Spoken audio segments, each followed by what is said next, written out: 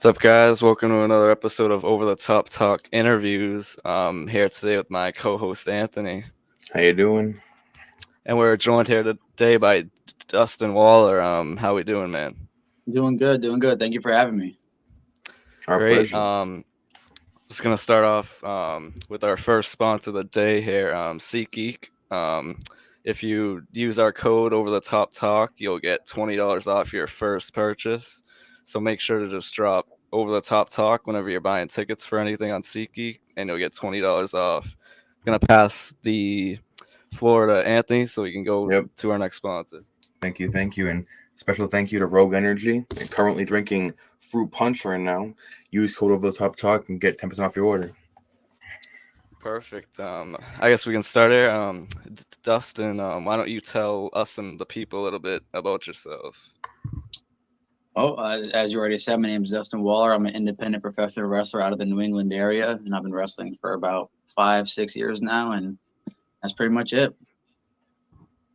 Awesome. We're from the New England area too, so it's kind of cool. Oh yeah, I'm based out of Connecticut. We're Nice. down in Massachusetts. Oh, nice. Mhm. Yeah, that's Yep. where most of the wrestling is. That's where most of it all is. Mhm. Yeah. So, first question of the day: what inspired you to become a professional wrestler?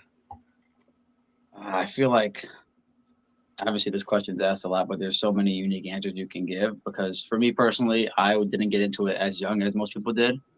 My father brought it up to me when I was about 8 or 9, I believe, and it was more of just like he never watched it, so it was kind of like a hey, do you want to like kind of check this thing out? And we started watching it on the weekends when I'd go over to his house, and I feel like the second I watched it, I just instantly fell in love. Like I really had no like outside of school hobbies before that, and the second I saw wrestling, I just knew instantly that that's what I wanted to do. So me and him would go to all the shows, and then I eventually started training in 2017, and the rest is history.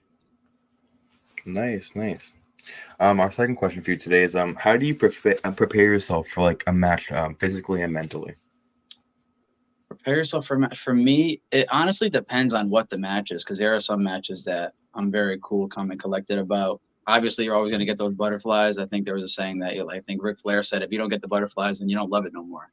You're going to get nervous before a match. So the nerves are always going to be there. That's a given.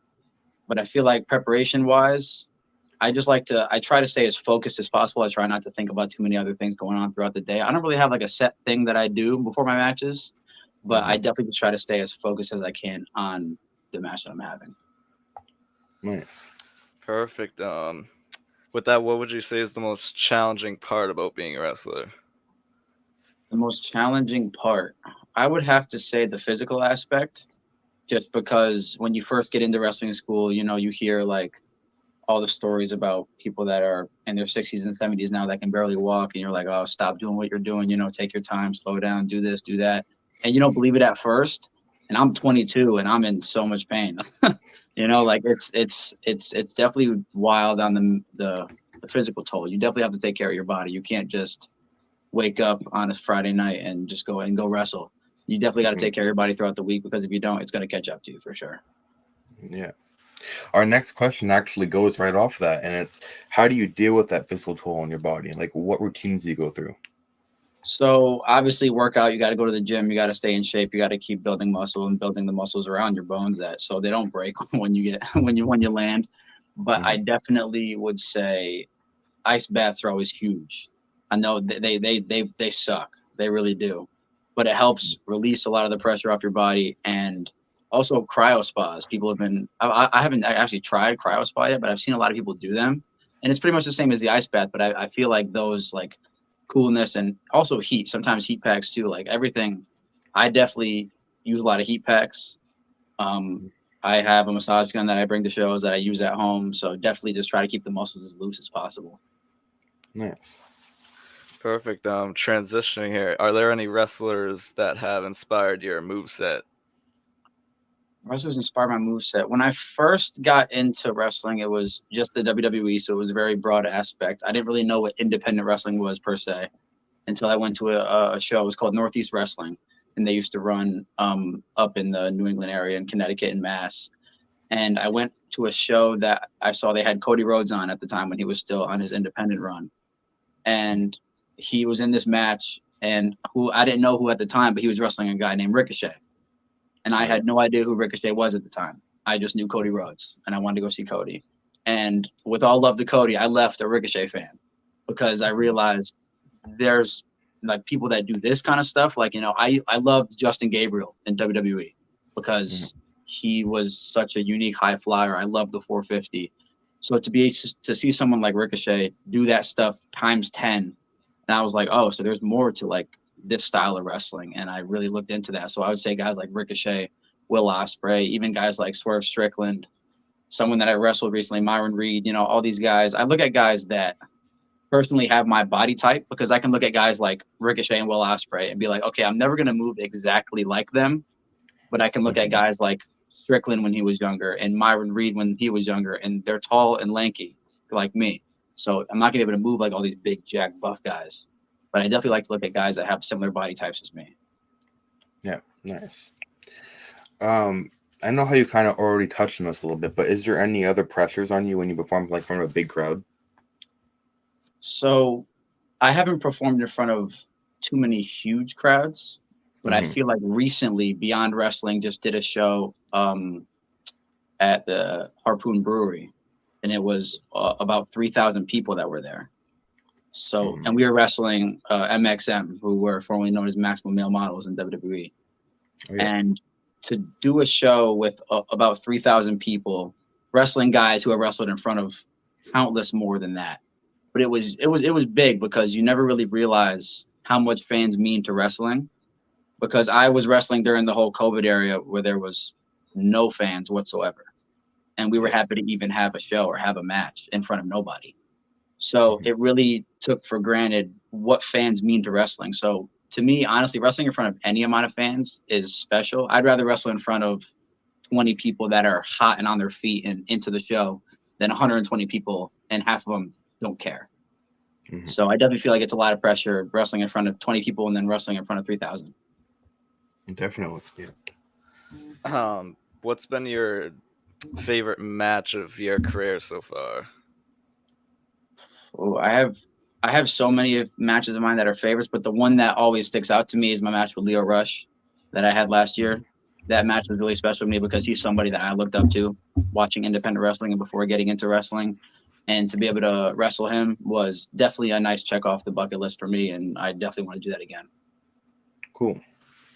My next question for you is, do you have any funny fan interactions that you've had in your career? Funny fan interactions. Not too many, but one that comes to mind is recently at a show.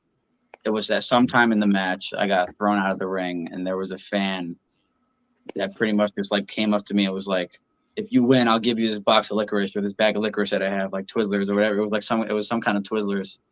And I was like, oh, bet. So I won the match, and he gave me the whole bag of Twizzlers, and it was better than getting paid. It was great. It was great. That's great. Obviously with the sport comes a decent amount of losses. How would you say you deal with losses and like overcome them? Man, there's going to be a lot more losses than there are going to be wins. You know, it definitely takes some time, and every time you get knocked down, you just got to get right back up. You got to learn from your mistakes. I watch back every match that I have, win or lose, because even in matches that I've won, I can look back and see things that I've done wrong or things that I should have done differently. So especially in matches that you lose, you definitely want to go back and see what you did wrong, see what you can do better, and do better for the next one. Nice. Can you share any advice for anybody that wants to like be a wrestler or aspiring to be a wrestler? Yeah, I feel like you have to want it. It honestly just means how much you want it. That's what it comes down to, because wrestling takes so much of a toll off, like I said, your mental, your physical. It definitely needs to be something that you're interested in. There are so many people that have started out and been like, oh, they thought it was something that it wasn't. You know, they thought it was going to be easy. They thought it was just going to be something that they could do on the weekends. And there are some people like that, and that's fine. If it's a hobby and you want to do it on the weekends, then great. But you definitely get what you put into it. You get out of it what you put into it. So if you put everything you have into it, you're going to get something good out of it. So I definitely feel that it should definitely be a main priority in your life if you want to be a wrestler. Nice. What would you say is your ultimate dream, like with this sport? Just to make a living, honestly. I've never been too big on like setting goals. My goal was honestly just to become a professional wrestler, and the day I debuted, I did that. So, doing all the things that I've done currently, I wouldn't have even dreamed of doing.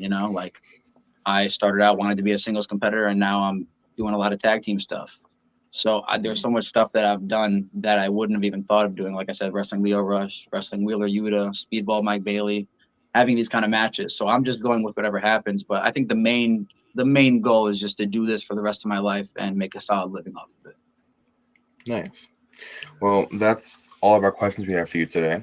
But now we have to want to give the floor to you. You want to promote anything coming up, any matches or your social medias or anything like that? So Yeah, social medias. All of my social medias are at It's Dustin Waller on everything: Twitter, Instagram, Facebook, TikTok, all of it, YouTube. And matches coming up actually tomorrow, Wrestling Open, which is actually in Worcester, Massachusetts, at the White Eagle. I got myself a little 6-man tag over there. On Friday in Springfield, Mass, Blitzkrieg Pro, defending the Blitzkrieg Pro Tag Team Championships, which is actually right behind me. And then on Sunday, going to Canada for Alpha One. We got a fatal 4-way tag team for their tag team titles. So pretty stacked weekend. nice. That's really cool. Nice. It's obviously you're our first person we've interviewed from like around where we are, so Oh, it's awesome. been awesome to have you Yeah. on here. Very, very cool. No, of course. I appreciate it, for real. Thank you. You're welcome. You're welcome. It's our pleasure. And everything that, like all your socials and everything, we'll have it linked below in our video. And we're going to make sure to have a lot of people watching that show of yours. And maybe we'll come to one of your shows in Mass. Maybe one day we'll make an appearance there. Oh, yeah, you got it, for sure. 100%. Yeah, 100%. Yeah, definitely. Yeah. So with that, thank you anyone who watched this, and we thank you, Dustin, for coming on here. Yeah, If you thank ever you so want to come much. back, just let us know. Oh, absolutely. Thank you for having me. Thank you. And we'll see everyone in the next one. Thank you guys. See you guys soon.